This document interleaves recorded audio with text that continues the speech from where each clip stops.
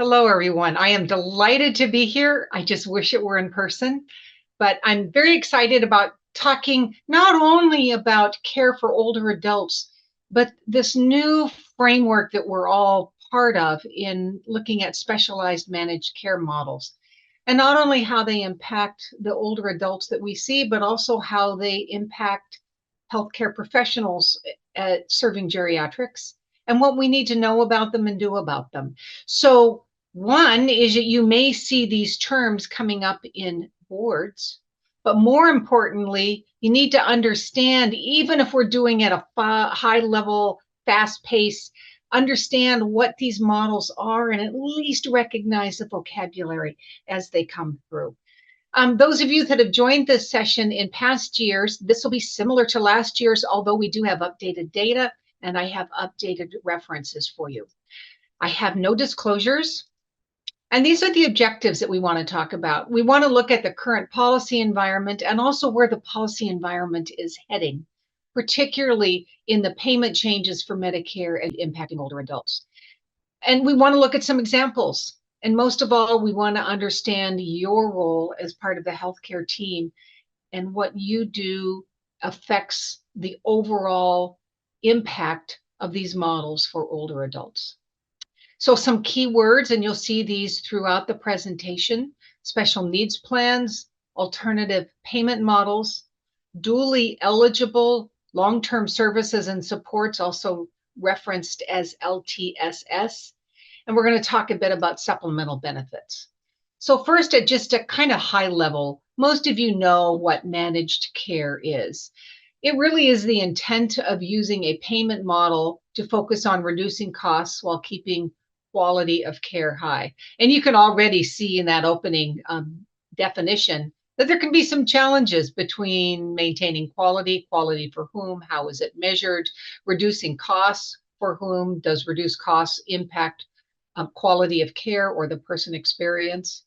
Managed care can also take on several forms. The most common ones, and it's worth acknowledging these two terms, HMOs or health maintenance organizations and PPOs, preferred provider organizations. HMOs tend to have much more narrow networks. They tend to have a lot more rules. One of the latest points of friction for patients and for clinicians are prior authorizations. These are all part and parcel of HMOs. PPOs have more relaxed rules. They may have much less prior auth requirements. They have broader networks. And not surprisingly, they also cost the consumers more in premiums. The providers will talk about the payment, but the way the health plans are paid is typically on a prepaid per member per month payment basis, referred to as capitation. So we're going to talk a little bit about how these models impact older adults. Another place to start with is we understand the difference between Medicare, and I know you're very familiar with Parts A, Parts B, Parts D, and then we'll talk about Part C, the managed care, later, but is the bifurcation or separation between Medicaid. At the time of their rollout, now some over 50 years ago, Medicaid was intended to be for social services, Medicare for medical services.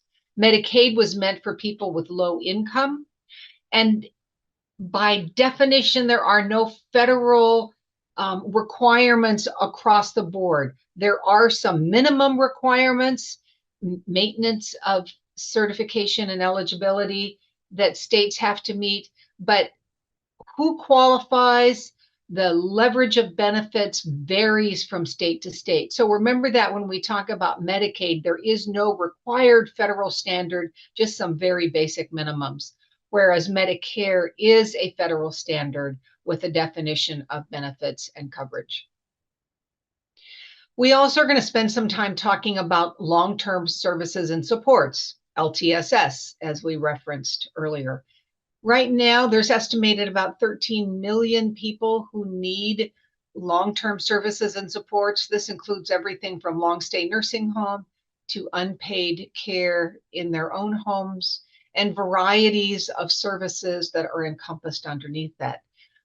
Of this 13 million, about 6 million are enrolled in Medicaid. And a really good summary for those of you that want to be kind of policy wonks on Medicaid, the Kaiser Family Foundation looks at long-term services and supports in a July 24 or 2024 briefing, and I've included the link here. It's important to note that states are quickly moving to managed long-term services and supports, basically managed care for Medicaid.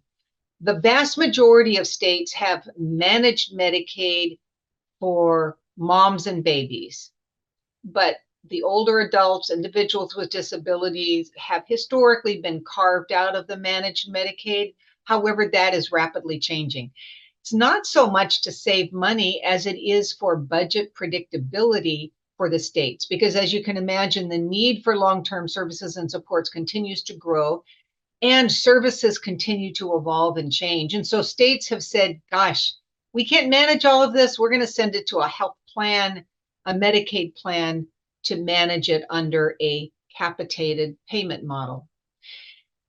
So we're going to talk a little bit about the integration later, but again, you run into that battle of the states are looking at daily support services under Medicaid or long-term supportive services, or Medicare looked only and looks only at skilled services, and how do the two meet? And most importantly, and this is a big looming question in both policy and at the federal and state level, is who's going to pay for this? How are we going to pay for it, and who's going to pay for it? These are some of the models. There is no way in our 45 minutes that we're going to touch on all of these. But in addition to more traditional managed care that I just made reference to, there's other forms of, I'll call them specialized managed care, or at least risk-sharing approaches to serving particularly older adults in Medicare. One is the Medicare Shared Savings Programs. You may hear it referred to as MSSP. It frankly created the foundation for accountable care organizations, or ACOs. And right now there are about 480 sites serving almost 11 million Medicare beneficiaries in accountable care organizations. This is roughly 1/2 of those individuals who are in regular, original, fee-for-service Medicare. About half of them are in ACOs. The ACO REACH program is a subset with some greater both upside and downside risk, but ACO REACH is intended to be much more encompassing for underserved populations, rural populations, typically marginalized populations, to address health equity needs, and also to look to how to start to integrate with some of the social support needs within the community. Primary Care First is another model. You guys may be very familiar with it. In short, it still pays primary care doctors fee for service, but there is some prepaid dollars. The focus on Primary Care First is to develop interdisciplinary teams and to look at care coordination, care management as the basis of primary care that's longitudinal, not just episodic. PACE, or Program of All-Inclusive Care of the Elderly, we'll talk about a little bit later, but the focus is on expanding PACE. A new model that's rolling out soon, it's actually built on one you may be familiar with. It's now called Team Transforming Episode Accountability Model. Beginning in 2026, there are now going to be 4 with some categories, but in general, 5 conditions that will be bundled payments, mandatory bundled payments, 2 of which will also include the post-acute skilled services as part of the bundle. These are definitely going to impact hospitals greatly, but that also means that they're going to impact clinicians working within hospitals, and they're going to impact the older adults who are recognizing services. So these diagnoses will be lower extremity joint replacement, surgical hip or femur fracture, certainly something we see in our population regularly, spinal fusion, coronary artery bypass grafting, and major bowel procedures. So this is going to begin in 2026. Just think mandatory bundled payments. And then there's a variety of public and private payer incentive programs for value-based models, looking at particular outcomes. And if you look in your own local service area, you may find some of the commercial plans that are doing a variety of these sorts of models. But what we know is happening is that this current administration's priorities for next year are this shift to value-based care, so bundles, accountable care organizations, managed care. There's also a priority of controlling Medicare Advantage payments, and we'll talk a little bit about that very shortly. Certainly, you will have seen in the news the issues of the control of drug costs. And so the Inflation Reduction Act was a step at looking at how do we control the costs of drugs, including capping insulin at $35, the release of 10 more medications for which there will now be the ability to have the government negotiate prices, which was never something that CMS could do prior to this past year. And then there's a continued drumbeat, bipartisan, bicameral. That means that both the House and the Senate, the Republicans and the Democrats, are interested in integrated models for dually eligible individuals, looking at combining that chasm that I talked about earlier for Medicare and Medicaid. Now, we don't know if the administration changes parties next year, how these priorities will continue. I think there'll be some less emphasis on controlling drug costs, but I think the control of Medicare Advantage payments, as well as pursuing integrated models for those dually eligible, those are going to continue because they have both cost and quality implications going forward. So let's talk a little bit about Medicare Advantage. I'm laughing a little bit because I am old enough that back in the right around the early 2000s, I was doing a presentation for managed care and Medicare Advantage for older adults. And the feedback from the audience was, well, this really isn't very important because we will always have fee-for-service Medicare and older adults just won't be enrolling in managed care plans. And here we are at 2024 with over half of the Medicare beneficiaries who have enrolled in Medicare Advantage. Now, this includes those over 65, but also those who are under 65 and eligible through medical disabilities, end-stage renal disease, et cetera. The projection from the Kaiser Family Foundation is that almost 2/3 within the next decade will be in Medicare Advantage. So is Medicare Advantage nirvana? We know it's not. Most MA or Medicare Advantage plans still pay the physicians on a fee-for-service model, which hasn't changed, although they tend to discount the fee-for-service. So whatever the concerns are about fee-for-service payments in terms of driving utilization don't change for most physicians yet, although there is a shift to delegated models where the physicians and other providers, sometimes under an entire medical group, sometimes under a healthcare system, will take financial risk from the health plan. So the health plan takes a percentage, and then they shift the risk both upside and downside to the providers. You'll start to see more of that. The focus on Medicare Advantage is truly on reducing avoidable costs and of capturing diagnosis codes to increase the risk adjustment factor. And for those of you who may not be in areas that are heavily penetrated by Medicare Advantage, you know that fee-for-service really doesn't pay you any differently based on your diagnosis. It pays you based on your procedures or your time spent. Whereas the way Medicare Advantage is paid by CMS is through the hierarchical category conditions, HCCs, that look at the predicted cost related to a diagnosis. So there's a lot of incentive for MA plans to start mining for codes and find as many codes as they can that are relevant to that individual. The important thing is, are those codes actually being linked to care related to that diagnosis? And we'll talk a little bit more about that. But one of the roles that physicians and other geriatric professionals, healthcare providers will have going forward is very often there are quality bonus contracts, both in looking at utilization management, but also at ways to increase the star ratings, the health plan ratings from NCQA that it relate to bonus payments.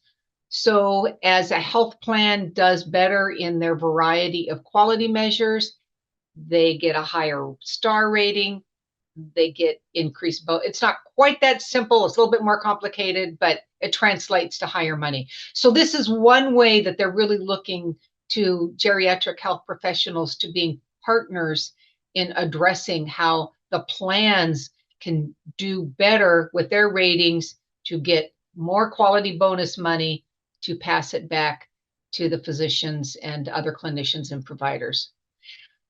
But there's still ongoing issues with Medicare Advantage and geriatrics. First of all, there is little to no coordination with long-term services and supports. Medicare Advantage is Medicare, so it covers the skilled medical benefits.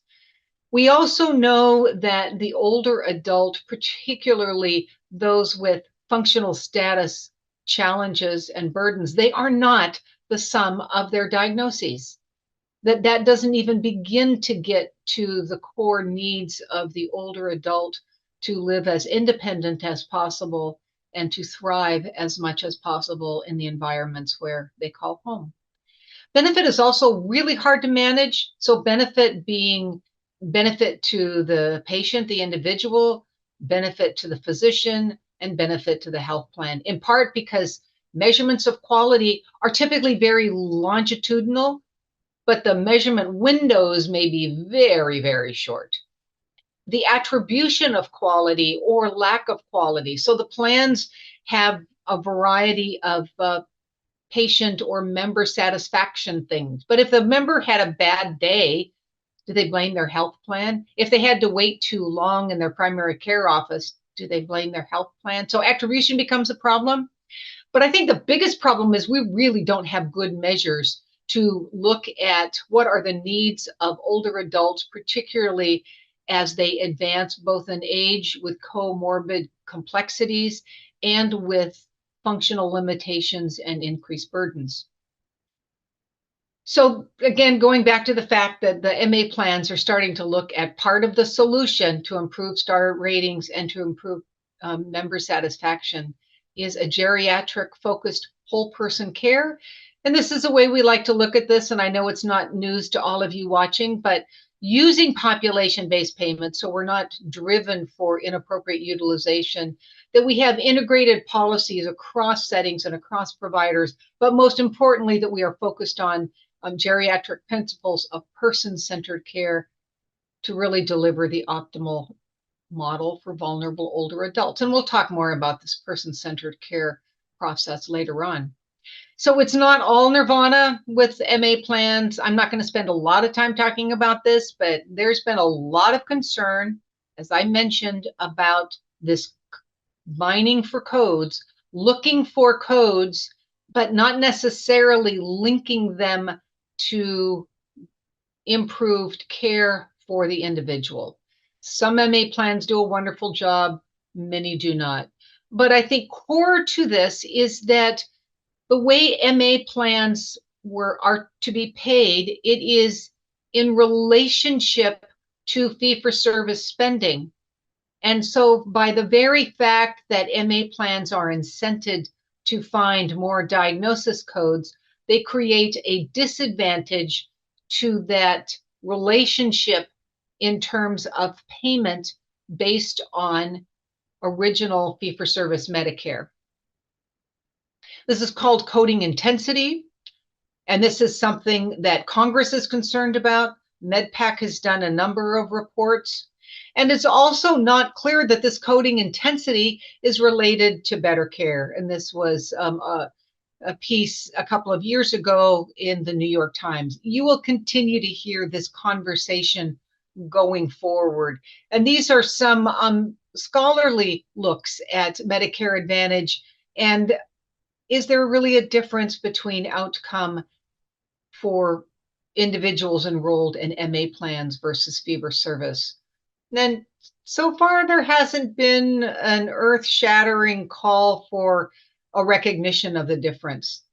So in comes special needs plans. And I put the little picture of the scissors up there because when I told my family I was going to be CEO of an association of SNPs, they thought that I had moved into haircutting business. But special needs plans are a subset of Medicare Advantage plans. So you do have to qualify for Medicare, but you need to meet unique criteria to enroll in the three broad types of special needs plans. They were first offered in 2006, and they were made permanent under the Bipartisan Budget Act of 2018. So as of 2024, they are now available in 48 states and the District of Columbia. And there are approximately 6.9 individuals enrolled in all the SNP types, but almost 6 million of them are in the dually eligible or D-SNPs. And this is as of the July enrollment data from CMS. So the three types, and then we're going to talk a little bit about subtypes later on. The three types, the dually eligible SNPs or D-SNPs, these are for people who are eligible for both Medicare and Medicaid. Institutional SNPs for individuals who are at a nursing home level of care. Originally, this was intended for people who actually were in long-stay nursing homes. But there's also now IE SNPs, institutional equivalent SNPs, for those not living in nursing homes, but who meet the state nursing home level of care. We'll talk some more about this. And then the chronic condition SNPs or C-SNPs for individuals with one of the 17 designated chronic conditions or combinations of chronic conditions that are potentially life-threatening. A question that may come up for you guys is the only one that requires Medicaid enrollment is the D-SNP. But you may be dually eligible and still enroll in the I-SNP or a C-SNP.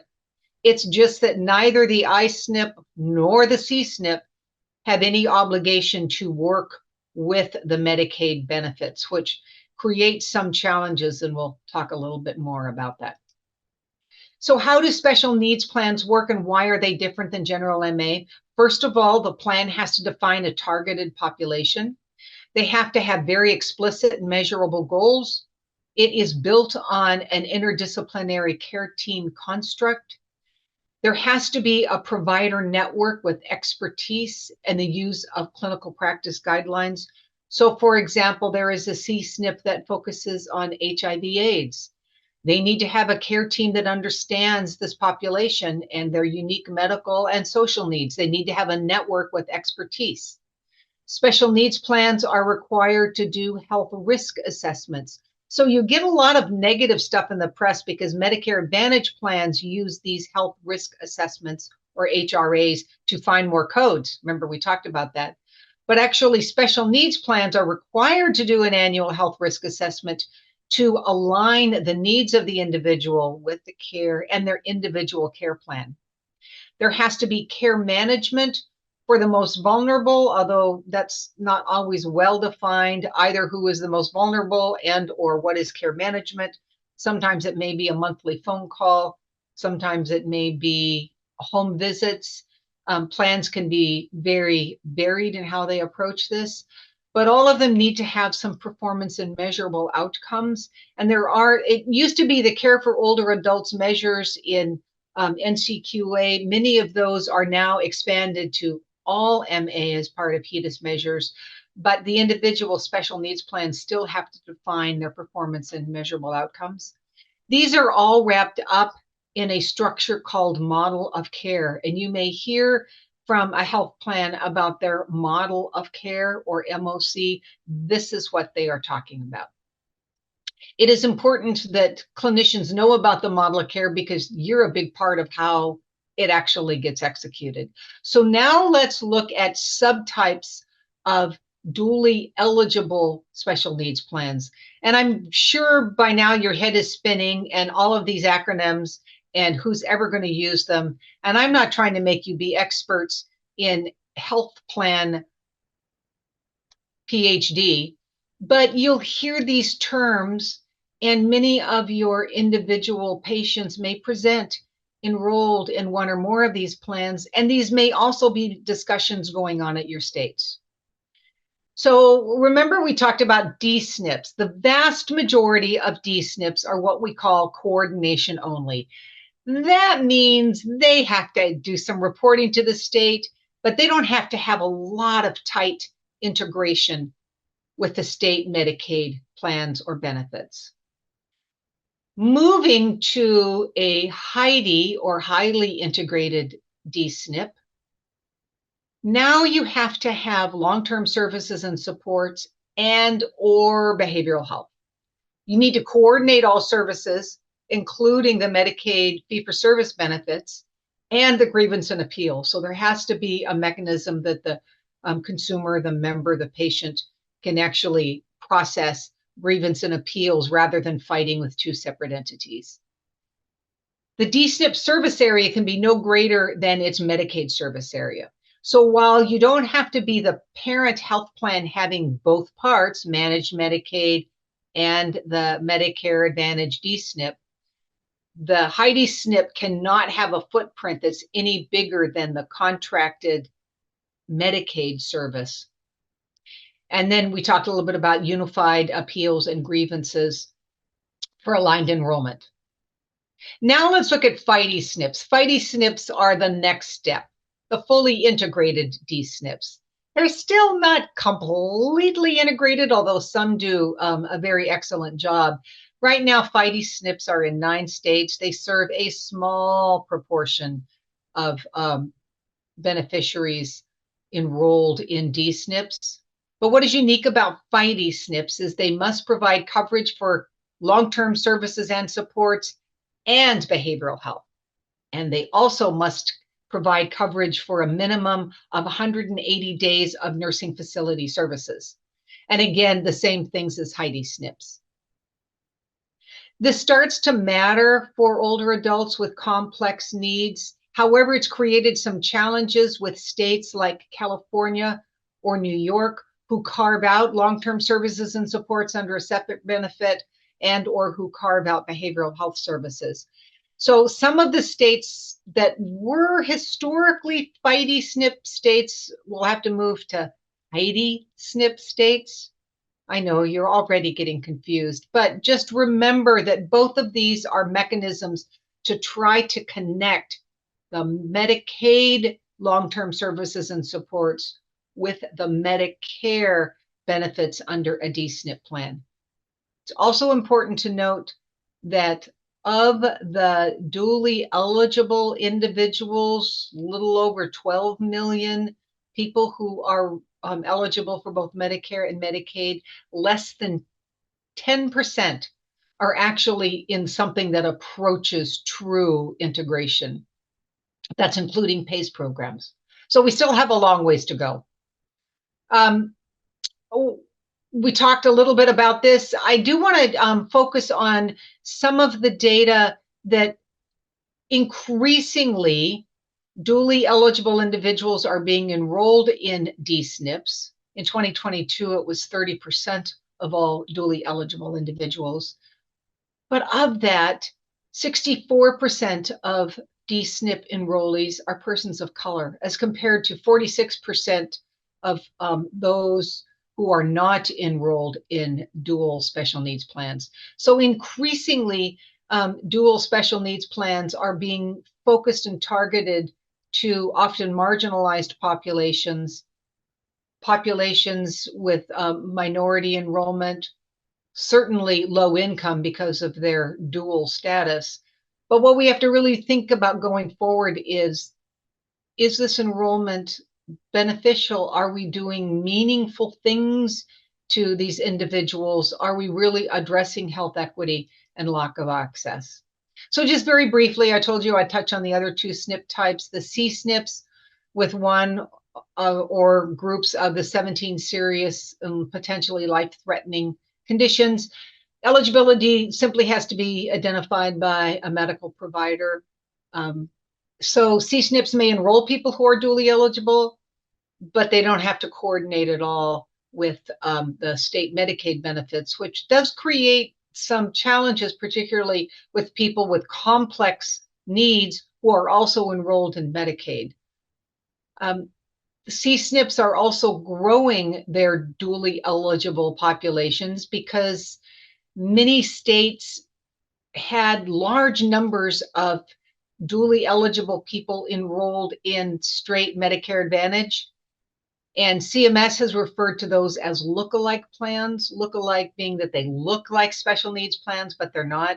So going forward, if a health plan has more than 60% of people that are dually eligible in a general MA plan, they have to move them into a special needs plan. So many are moving them into D-SNPs, but a lot of them are moving them if they qualify into C-SNPs. So you'll see a growth of that area. Institutional SNPs, as we talked about, you need to be at the state definition of an institutional level of care for at least 90 days. Those of us who have worked in nursing homes know that if you're in a nursing home, long stay for more than 90 days, you probably spent down and you're probably now on Medicaid and dually eligible. So that's really the intent of these plans, is to serve individuals who are at an institutional level of care, and now including those who are at an institutional level of care but residing in the community. So when I say community, think of assisted living, think of senior living communities in particular. This is the area where I-SNPs are growing. And again, you can be dually eligible, but there's no requirement to be dually eligible, and there's no requirement to coordinate with the Medicaid programs or the state in any way. So in come the supplemental benefits, and it's worthwhile touching these because these give flexibility to Medicare Advantage plans to start to meet some of the unique needs, particularly of older adults. So initially, if you offered a benefit, it had to be strictly medically related under Medicare Advantage, and it had to be available to all.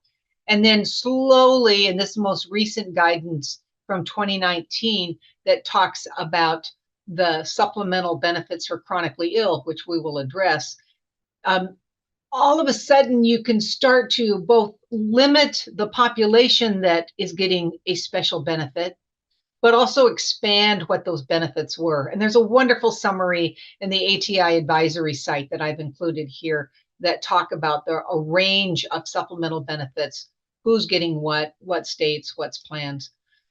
So here's some of the definitions. Again, working on vocabulary here. Expanded definition of primary health-related supplemental benefits. That's that expansion I made reference to, that are now primarily, but not directly related. Special supplemental benefits for chronically ill, SSBCI. Those require the same criteria for the C-SNPs in terms of the 17 diagnoses or groups that are potentially life-threatening, but now you can target specialized benefits even more closely. And then there's value-based insurance design, where there's an array of services or benefits or premium waivers that health plans can use. So the most common benefit right now is food and produce.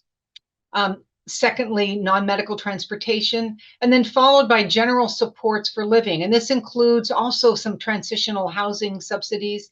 Things like pest control, indoor air equipment are also related. And there's a whole array of non-primarily health-related SSBCI. That's the supplemental benefits for chronically ill. So these sound all wonderful, and they are. However, we have very little data as to who's getting them. So a plan can say they have these benefits, but does it apply to everyone? Who gets them? CMS is attempting to address this in rulemaking. It's also difficult for individuals who are selecting plans. Is this a marketing strategy? We've all been inundated with these TV commercials of sign up this plan and you'll get this and this and this. Those are all supplemental benefits they're talking about, but do they apply to everyone? Who qualifies? It's also important to notice that there is no new money for health plans to cover these benefits. Remember how we talked about how important the quality bonuses were? Well, those quality bonuses and what we refer to as rebate dollars having to do with pricing, that's what goes into the bucket of money to pay for these new benefits. So you don't know if one benefit is going to be there from year to next. We don't know who's going to get these benefits. And we also don't know how much they are actually benefiting the individual. What is the outcome related these? So while there's a lot of opportunity for supplemental benefits, there's also some real significant challenges as we think about how are they going to be used better, not just for marketing, but actually for benefiting people. And how will the beneficiaries know this when they're enrolling into plans? Little bit on PACE. You guys are very familiar with PACE. I won't go into it, but I do want to talk about PACE in the concept of an integrated Medicare Medicaid plan. So now you have a capitated prepaid plan that completely integrates Medicare and Medicaid for people who are nursing home eligible, that are 55 and older. It really is the ideal of the integrated process with no carve outs. PACE plans don't get to say we're only going to do this care, but we're not going to do that care. You get the full scope of Medicaid benefits, LTSS, Medicare benefits, but also the flexibility to start to do things that make sense to the individual, because again, it is fully capitated. The care plans are created with, not just for or about the individual. That's a key piece. Another thing to look at is it's the full scope of services, not just traditional primary care. So it's meals, it's transportation, it's physical therapy, it's adult day services, and it's the full scope of hospital, post-acute, and nursing home long-term care if needed. Right now, there's just under 80,000 people in 33 states plus DC. We've got a long ways away to grow, but the intent is to look at expanded eligibility and maybe younger than 55 and more flexibility in the structure. And there's a nice summary in the ATI advisory looking at PACE growth state by state that just came out this past July. So what makes a managed care really work? Again, it's the idea of the whole person approach. I like to look at the 4Ms of age-friendly health systems, and many of you are very, very familiar with these. And many of you would argue there should be 5 or 6 or 7 or more Ms. But the basis, the core of the 4Ms model is starting with what matters, looking at mentation, medication, and mobility as a framework for care delivery across settings. We are thrilled that CMS has now included in their 2025 proposed rule age-friendly quality measures in their inpatient prospective payment. Hospitals don't have to do this, but they lose money on the table if they don't. It's also by attestation with the ability to audit for evidence.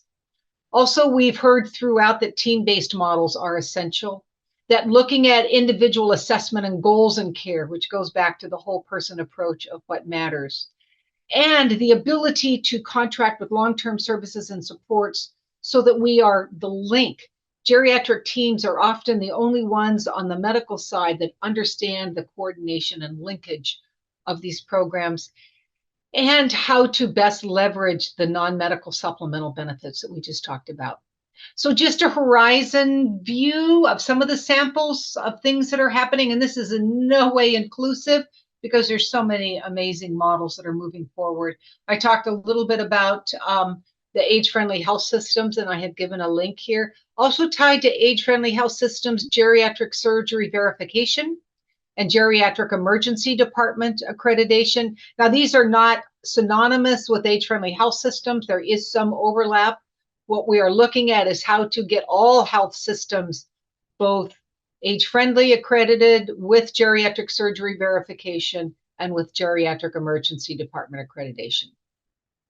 Also looking at age-friendly health systems is looking beyond the hospitals to include the ambulatory practices, the nursing homes, convenience clinics, home health, the continuum of services where the individual has an experience to be linked with data and measurement and focusing on starting with what matters and then the 4Ms.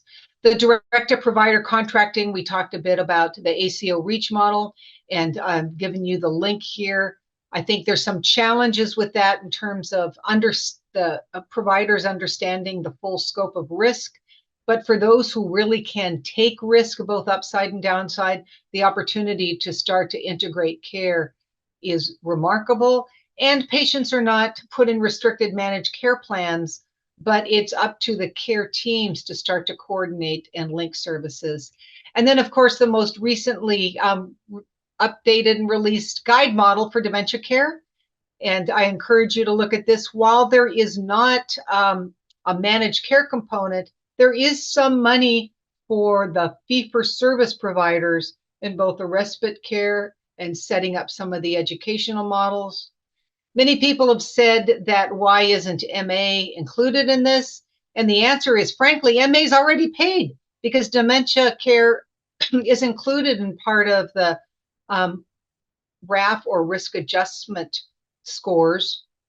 So MA plans actually could be doing everything in the guide model with the exception of payment for respite care. But I think we'll start to see a greater momentum of new models of integrating dementia care with a broader primary care health system.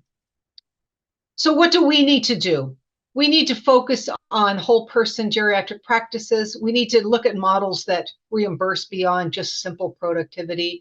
We need to look at aligning policies, both within our own health systems, but also within our states and federally, of the integration of long-term services and supports and behavioral health and Medicare, and moving beyond what we have traditionally looked at as multidisciplinary, where everybody charts somewhere, but rarely do we actually get together and do joint person-centered team-based planning. But even the most important things that I say for the last are how do we set the stage for person-centered goals and preferences, and how does managed care value that and build that into both reimbursement models, payment models, but also quality models? And how do we measure quality beyond simply utilization and a few other HEDIS measures that don't often apply to those who are most frail or have the most complex needs? And then how do we support the families and caregivers in this trajectory of care? So we are the voice. We are what will be a key piece of this next decade or two of learning in specialized managed care. Here are some resources for you, because I know you have so much extra time. But if you want to look at some nice, good links that will give you some resources, many of these were mentioned throughout the presentation. And then lastly, because I am not able to be there in person and have Q&A, I am delighted to follow up with individual questions. So feel free to reach out to me. Good luck on your review course. Good luck on your career. You guys are there to make a difference and to transform care for older adults. Thank you very much.